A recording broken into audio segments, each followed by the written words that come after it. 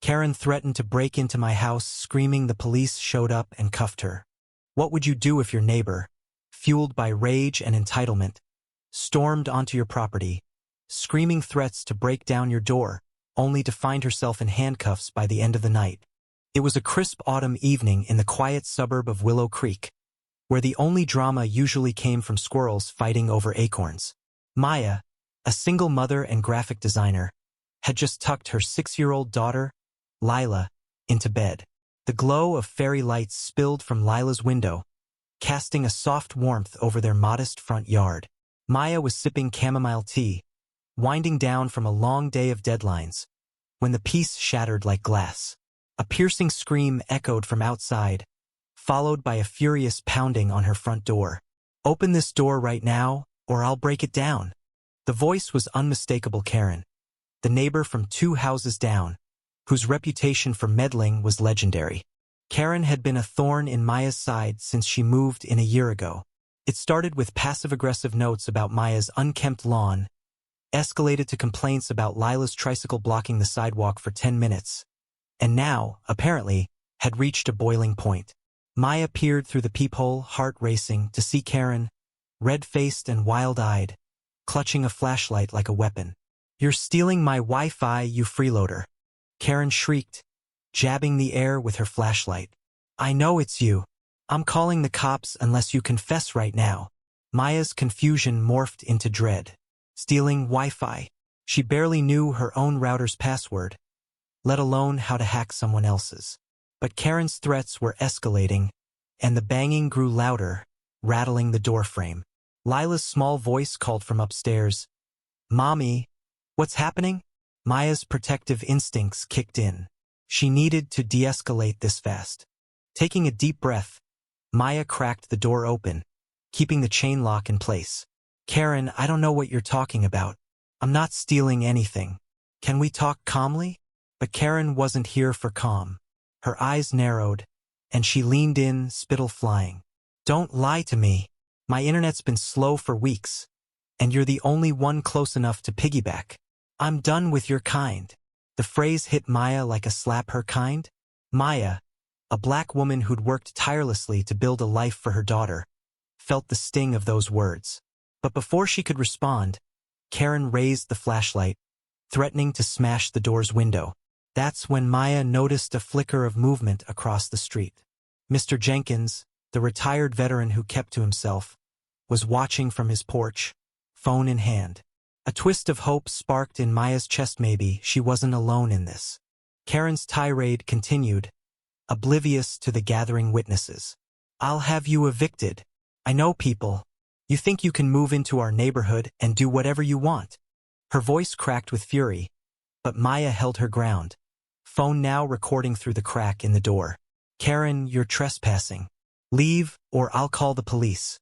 Karen laughed, a sharp, mocking sound. "Go ahead. They'll believe me over you." But Maya was already dialing 911, her voice steady as she reported a neighbor threatening to break into her home. Karen's bravado faltered for a split second, but she doubled down, screaming, "You'll regret this," as she kicked the door. Mr. Jenkins, now joined by another neighbor, Mrs. Patel, stood filming from their lawns, their presence a silent rebuke to Karen's unchecked rage. The police arrived in under 10 minutes, their cruiser's lights painting the street red and blue. 2 officers, a seasoned woman named Officer Torres and a younger man, Officer Lee, stepped out. Karen, seeing her chance, launched into a theatrical performance. "Officers, thank God you're here. This woman's been stealing my Wi-Fi, harassing me for weeks. I'm not safe." Her voice quivered, tears welling on Quia masterclass in manipulation.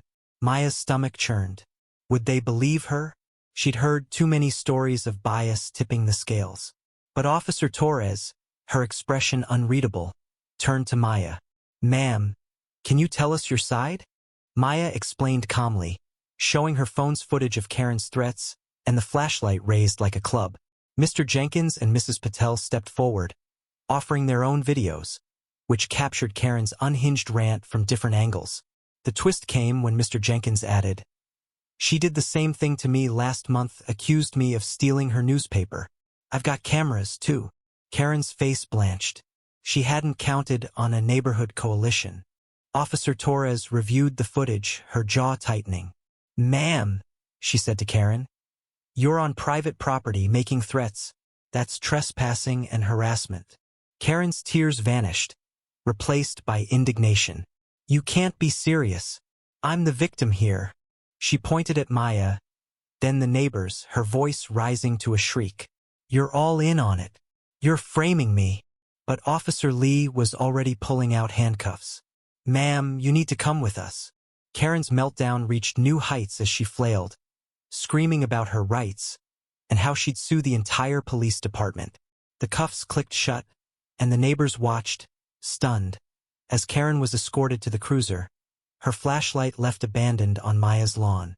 Lila, peeking from the window, whispered, "Is she gone, Mommy?" Maya hugged her tight, relief washing over her. As the cruiser pulled away, Officer Torres stayed behind to take statements. She confided in Maya, "We've had calls about her before. This isn't her first rodeo." It turned out Karen had a history, false reports, harassment complaints, even a restraining order from a former neighbor. Her entitlement had built a paper trail, and tonight it caught up with her. Maya learned later that Karen faced charges for trespassing and disorderly conduct, her reputation in Willow Creek shattered. The neighborhood rallied around Maya, with Mrs. Patel organizing a block party to reclaim the street's peace. Mr. Jenkins, usually a recluse, brought homemade cookies, admitting he'd been too scared to confront Karen himself until he saw Maya stand firm. In the weeks that followed, Maya installed a security system, her trust in the neighborhood shaken but slowly rebuilding. She taught Lila that courage isn't about being fearless, it's about standing up when you're scared. The incident became a local legend, a cautionary tale about unchecked privilege and the power of community. Maya's video, shared online, went viral, sparking heated debates about entitlement, race, and accountability. Some defended Karen, claiming she was just stressed, but most cheered her comeuppance, praising Maya's composure and the neighbors' solidarity. What do you think? Did Karen get what she deserved? Or was there more to her story? Share your thoughts below, because in a world where entitlement can escalate to threats, the line between right and wrong isn't always clear, but sometimes justice shows up in handcuffs.